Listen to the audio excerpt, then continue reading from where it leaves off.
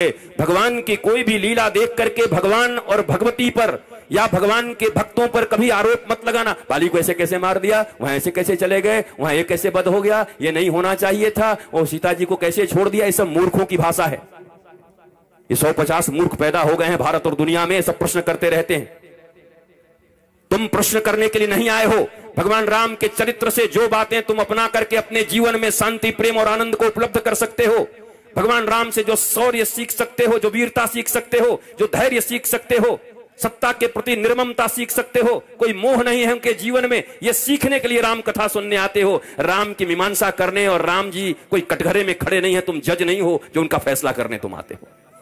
पर ऐसा लगता है जैसे राम जी कोई कटघरे में खड़े हैं और सीता जी और ये जज बने हैं, ये फैसला देंगे कि सीता को क्यों छोड़ दिया। उनकी पत्नी, उनको पत्नी की कोई कष्ट नहीं, तुमको काय को कष्ट हो रहा है। भगवान राम चाहते हैं कि रघुवंश के बच्चे जब जन्म ले, हमारे जब बालक इस पृथ्वी पर आए, तो जिस अयोध्या में आप कहते हैं अयोध्या बड़ी अच्छी नगरी है क्योंकि राम आए हैं, पर लंका में शायद सीता जी का उतना अपमान कभी नहीं हुआ। जब सीता जी अयोध्या में आ गई तो केवल एक की बात नहीं है कि एक ने ऐसा कहा। अयोध्या के घर घर में ये कानाफूसी हो रही थी।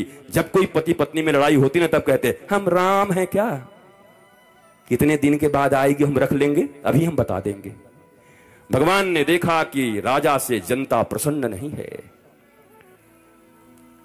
राजा के ऊपर कई आक्षेप उठाए जाते हैं, ये महारानी है सीता, जनता प्रसन्न नहीं है। भगवान राम तो ऐसे प्रेमी हैं कि आज तक ऐसा कोई प्रेमी बना नहीं। जिन ताजमहल को तुम प्रेम का निशानी मानते हो, और कहीं से खड़े होकर के 32 रुपए में एक ताजमहल ऐसे खड़े करके आई लव यू आंखें दे दिए, ताजमहल, वो ताजमहल जिसको बनाने वाले मजदूरों के हाथ काट दिए गए, जिन्होंने बनाए उनके हाथ काट दिए उसने। वो ताजमहल जिसके बनने के बाद, जिसके लिए बनवाया, उसकी मृत्यु हुई तो उसके बाद भी 10 शादियां कर ली उसने। ये कैसा प्यार है, ये कौन सा प्रेम था। ताजमहल कभी प्रेम की निशानी नहीं हो सकती। अगर इस पूरे दुनिया में प्रेम की कोई निशानी है तो एक ही निशानी है, पैदल निकले हुए भगवान श्री राम। न कोई सेना है, न कोई साथ है, बानर और भालुओं का साथ लेकर के। अरे छोटी मोटी नदी पर पुल बनाने में भी झारखंड की सरकारों को 10 साल लग जाते हैं, लेकिन समुद्र के ऊपर पुल बांध दिया भगवान राम ने बानर और भालुओं के साथ अपनी पत्नी के प्रेम में। अगर कभी प्रेम की कोई निशानी हो सकती है तो राम सेतु हो सकती है। राम सेतु देना प्रेम अगर कभी हो तो छोटा सा राम सेतु लेना, बोला ये लो, कभी संकट में फंस जाओगी तो समुद्र में पुल बना के भी आ जाऊंगा। भगवान राम का यह सेतु लो, ये याद करवाना। ये ताजमहल कब से प्रेम की निशानी हो गई। ये गुलामों की भाषा भारत में सीख ली है। ये रोमिला थापर के इतिहास, ये लिखे हुए इन लोगों के इतिहास, जिन लोगों ने ऐसे इतिहास लिखे हैं कि तुम्हारे वीरों, तुम्हारे सपूतों, तुम्हारे धार्मिक लोगों का कहीं कोई आख्यान नहीं है। आख्यान पता नहीं 1526 में कौन आया, उसका बेटा कौन था, उसका बेटा कौन था, उसका बेटा कौन था। भाड़ में जाओ, उसका बेटा कौन था, हमें क्या मतलब किसका बेटा कौन था। हम पढ़ेंगे तो भगवान राम के विषय में, हम पढ़ेंगे तो छत्रपति शिवाजी के विषय में, हम पढ़ेंगे तो महाराणा प्रताप के विषय में, हम पढ़ेंगे तो महाराज भीलों के विषय में, हम पढ़ेंगे तो झांसी की रानी के विषय में, हम पढ़ेंगे तो सबरी माता के विषय में। हम क्यों पढ़ने जाए कौन कहां से कितने ईस्वी में आया, उसका बेटा कौन, उसका दादा कौन, उसका चाचा कौन। ये सब भगोड़े थे, आक्रांतकारी थे, आक्रमण करने वाले थे। आए इनको मार के भगा दिया गया। अब इनका क्या इतना पढ़ना है इतिहास में। इतिहास पढ़ाओ कि एक सड़क पर चलने वाले बालक, जिनकी माता जीजाबाई और गुरु समर्थ श्री रामदास की कृपा से छत्रपति शिवाजी महाराज ने हिंदवी स्वराज का कायम कर दिया, पूरे भारत में एक शानदार मराठा साम्राज्य कायम किया। ऐसे शिवाजी के इतिहास को पढ़ो।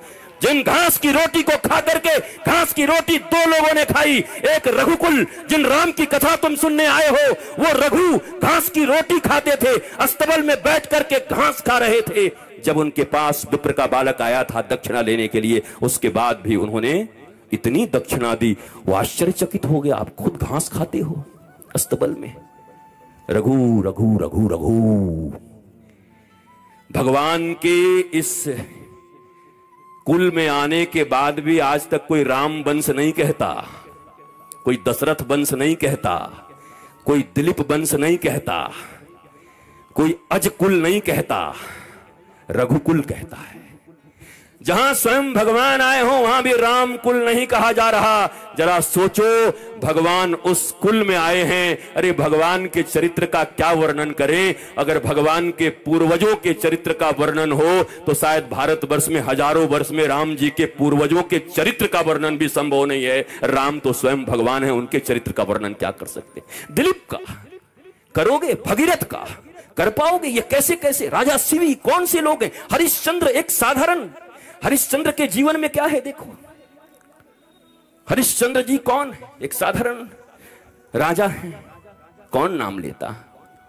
अगर उनके जीवन में उनके गुरु ने उनसे दक्षिणा न मांगी होती, जिस समय मांगा था उस समय, तो अगर आज ऐसी कोई दक्षिणा मांग ले तो लोग कहेंगे गुरु है कि कसाई है। और अभी सब कह रहे हैं सत्यवादी हरिश्चंद्र, इतिहास बड़ी गाते हो, पर वर्तमान में करने में आए तो पीछे हट जाते हो।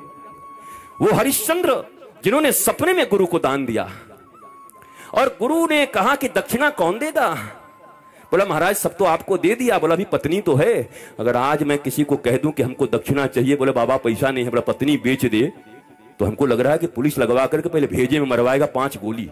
बोला पत्नी बेच दूं तेरे कारण?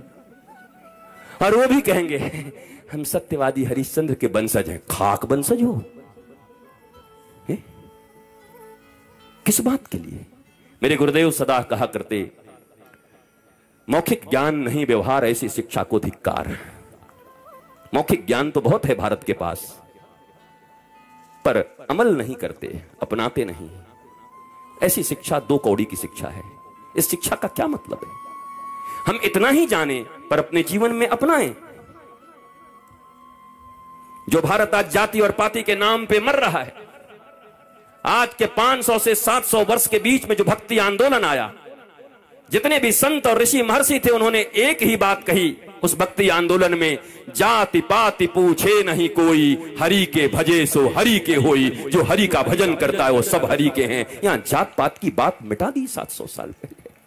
बड़े बड़े ऋषि और महर्षि इंतजार करते रह गए सबरी के, राम जी के। वो राम जी गए भी नहीं, जहां वो थी वहां गए भी नहीं। सबरी के आस पास में मतंग ऋषि की शिष्या थी सबरी। भारतवासियों को हर कथा अधूरी मालूम है। राम जी की भक्त थी सबरी। तुम सही नहीं हो, तुम्हारी पढ़ाई सही नहीं है, तुम्हारा ज्ञान सही नहीं है, तुम्हारा रामायण पढ़ने का ढंग ठीक नहीं है, तुम गुरुमुख होकर के रामायण नहीं पढ़े हो, मनमुखी तुमने शास्त्र पढ़े हैं। और मनमुखी जो शास्त्र पढ़ते हैं वो रावण की तरह होते। शास्त्र पढ़ने का भी एक तरीका है। हर व्यक्ति शास्त्र नहीं पढ़ सकता। शास्त्र गुरु के मुख से ही सुनाई जाए और वह श्रवण करके ही शास्त्र को अपनाया जा सकता है। मनमौजी अपना लोगे तो पता नहीं कितने अपराध बन पड़ेंगे तुमसे। ये ठीक ऐसी ही बात है कि किसी का मेडिकल का बहुत बड़ा कारोबार है, मेडिसिन का होलसेलर है वो पूरे झारखंड का, और उसका बेटा बीमार पड़ जाए तो कहे हम 1-2 दवाई थोड़े खाएंगे, हमारे बाप का राज है। और जाए दुकान में और कहे सबसे महंगा महंगा 50 दवाई निकाल तो, और सबको सिल लोढ़ा में ऐसे मिक्सी में मिला करके ऐसे कहे अमीर हैं जी, छोटी मोटी दवाई थोड़ी खाएंगे। तो फिर 4 आदमी कंधे पे ले जाएंगे तुरंत थोड़ी देर के बाद, राम नाम सत्य है, सारी अमीरी निकल जाएगी उसी समय। ये रामचरितमानस, ये गीता, ये महाभारत, ये श्रीमद् भागवत, ये उपनिषद, ये वेद, ये जितने भी सतपथ हैं, ब्राह्मण ग्रंथ हैं, स्मृतियां हैं, ये जितने भी भारत की संस्कृति के जितने भी ग्रंथ अब बचे हुए हैं, उन ग्रंथों को पढ़ने का अधिकार सीधा सीधा तुम्हारे पास नहीं है। उन महापुरुषों के द्वारा तुम्हें सुनने का अधिकार है जिन्होंने कम से कम 12 वर्ष तक अपने गुरु के चरण में रह करके उन वेद इत्यादियों का अध्ययन किया हो, जिनके जीवन में अध्ययन हो, पठन हो, जिनके जीवन में चिंतन हो, मनन हो, निधिध्यासन हो, तब प्रवचन हो। कल जिस कुटीर उद्योग की बात कर रहा था मैं, दुनिया में सबसे बढ़िया धंधा है कथा कहना भी। जिसका बिजनेस न चल रहा हो हमारे साथ चलो, 1 महीने बाद ऐसा लॉन्च करेंगे कि तुम भी कहोगे कि मजा आ गया गुरुजी, तो ऐसा धंधा तो मिला ही नहीं था। जिनके जिनके पास कोई बिजनेस नहीं है, चलो मेरे साथ, भेजो अपने बच्चों को 1.5 महीने के लिए वृंदावन हमारे आश्रम में। ऐसा सुंदर कथा कहने सीख जाएंगे 7 दिन का, और 3 ढाल तंबूरा लेकर के देश में ऐसी कमाई होगी कि 5-7 पीढ़ी तक बाबा जी कहलाओगे, आचार्य जी, आराम से बैठ करके रबड़ी खाते रहना, मौज करते रहना। पर उन कथाओं से भारत में मंगल नहीं हो रहा है। वो कथा और व्यथा बढ़ा रही हैं। वो कथा जो तुम्हारे जीवन की व्यथा को और समाज की व्यथा को हर ले, वो कथा जो तुम्हारे भारत की गुलामी की व्यथा जो अभी भी तुम्हारे ऊपर हावी है उसे हर ले। कहां है वो कथाएं?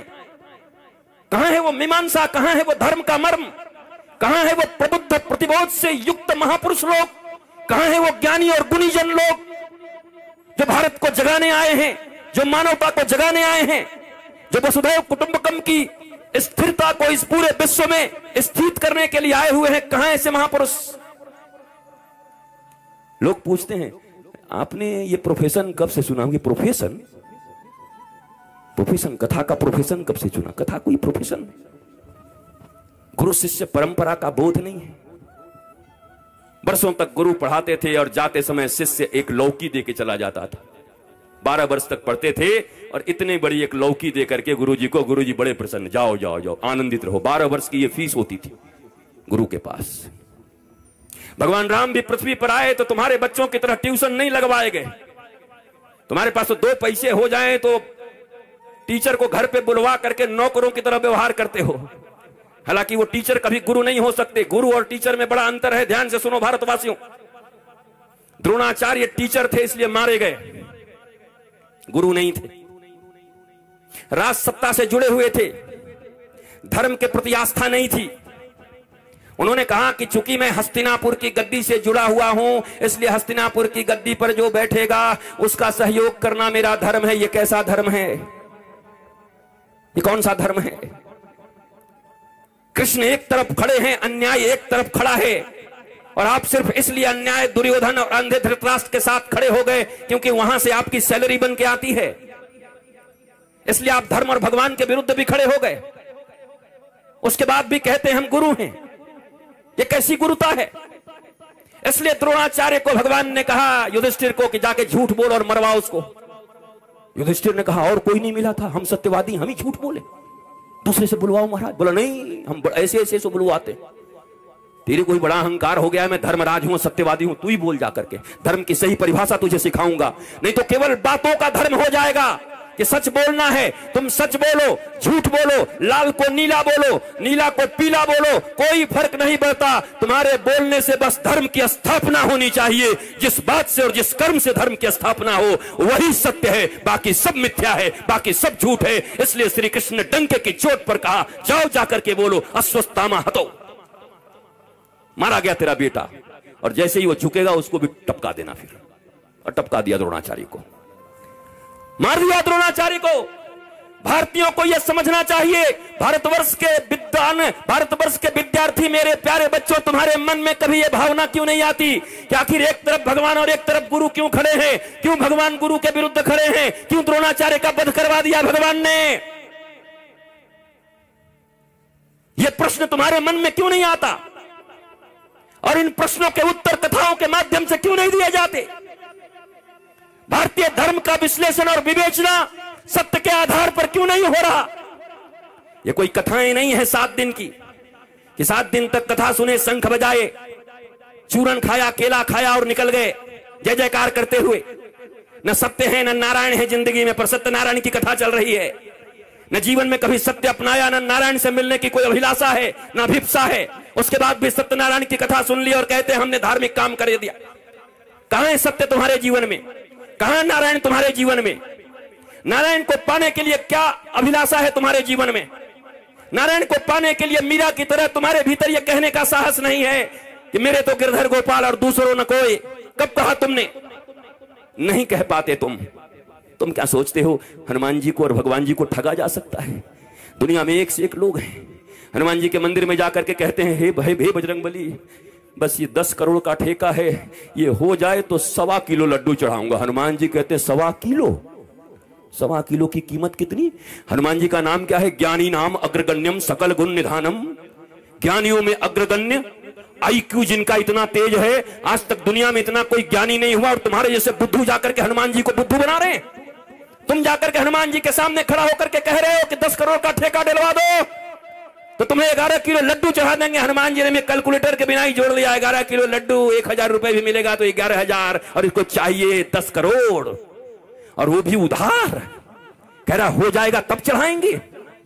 सरकारी ऑफिसों में जाकर के तुम्हारे जूते और चप्पल घिस जा रहे हैं।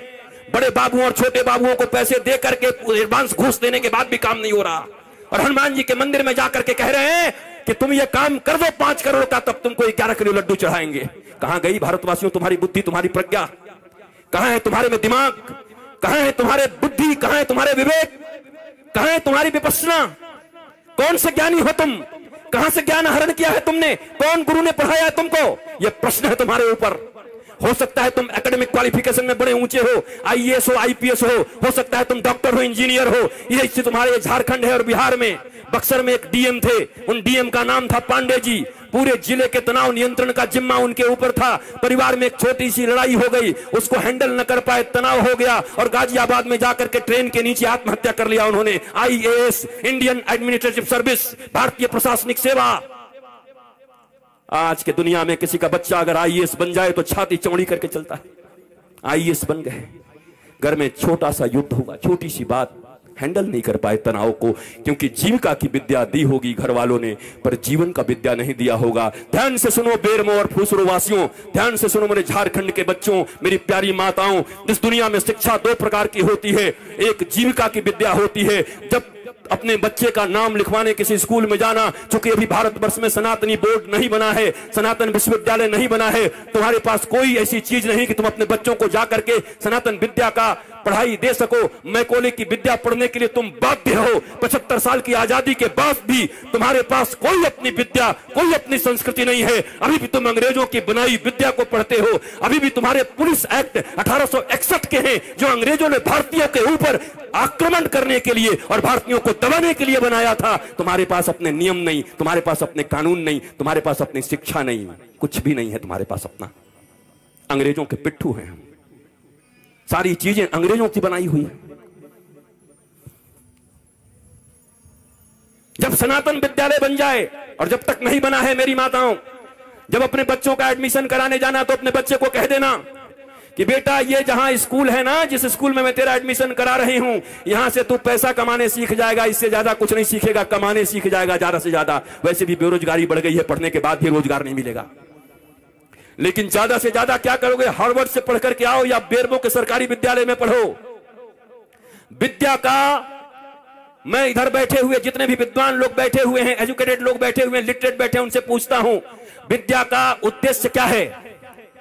एजुकेशन का उद्देश्य क्या है? किसके लिए अपने बच्चों को पढ़ाते हो? तुम खुद किस लिए पढ़े थे? किसके लिए? एम्प्लॉयमेंट के लिए, नथिंग एल्स। रोटी कपड़ा और मकान, 1 दुकान 2 दुकान 5 दुकान 7 दुकान, उसके बाद सीधा स्मशान। यही है तुम्हारी जिंदगी। रोटी कपड़ा और मकान, 70 साल की जिंदगी में 1 से 5 दुकान किए और फिर 4 कंधों पर स्मशान चले गए। इसी के लिए पृथ्वी पर आए थे। सारी जिंदगी टेंशन, सारा जिंदगी दुख, सारा जिंदगी डिप्रेशन, सारा जिंदगी हाय हाय, सारी जिंदगी कर्ज, सारे जिंदगी रिश्तेदारों को मनाते रहे, एक दूसरे से नीचा देखने और दिखाने का काम चलता रहा, और उसके बाद एक दिन तुम्हारी मृत्यु आ गई। हमने सुना था कि मनुष्य का जीवन सबसे सार्थक होता है। दुर्लभो मानुषो देहि देहि नाम क्षणभंगुरः तत्रापि दुर्लभम मन्ये वैकुंठ प्रिय दर्शनम। ये दुनिया में सबसे ज्यादा का, सबसे अधिक, सबसे ज्यादा प्रभावशाली मानवीय जीवन है। क्या ये जीवन है? क्या इस जीवन के लिए मनुष्य को श्रेष्ठ बोला गया? ये कौन सी श्रेष्ठता है तुम्हारी? तुम चैन से सो नहीं सकते, तुम चैन से बैठ नहीं सकते, तुम पड़ोसियों का उत्थान नहीं देख सकते, तुम दुख को हैंडल नहीं कर सकते। राम जी के जैसा सत्ता चला जाए, उसके बाद भी जब माता कौशल्या पूछती हैं, राम तुमने सब काम कर लिया ना, सारी पूजाएं कर ली ना, कल मेरे बेटे का राज्याभिषेक होने वाला है, कल तो युवराज बनेगा। तो धीरे से राम जी कहते हैं, माँ मेरे पिताजी इतने छोटे थोड़ी हैं। बोला क्या हुआ? मेरे पिताजी ने निर्णय किया है कि छोटे से राज्य अयोध्या का मुझे युवराज नहीं बनाएंगे। पिता दीन मोहि कानन राजू, उन्होंने मुझे बन का राजा बना दिया है, मुझे बन का विराट राजा बना दिया है। ये राम है। रातों रात सत्ता छिन गई, पर अपने पिता को कह रहे हैं, मेरे पिता ने मुझे बन का राजा बना दिया। माँ अयोध्या छोटी है, मैं बड़ा हूं ना। तो कहा तू इतना छोटा राज्य संभालेगा? तू बन का राज संभाल। जा, लाखों ऋषि महर्षि तेरा इंतजार कर रहे हैं। कई सबरी तुम्हारे लिए बैठी हैं, कई सुतीक्षण बैठे हैं, कई सरभंग बैठे हैं, कई जटायु तुम्हारे लिए बैठे हैं, कहीं सुग्रीव बैठा है बाली से लात खाए। जाओ सबका उद्धार करो। और इसलिए राम को वनवास दे दिया।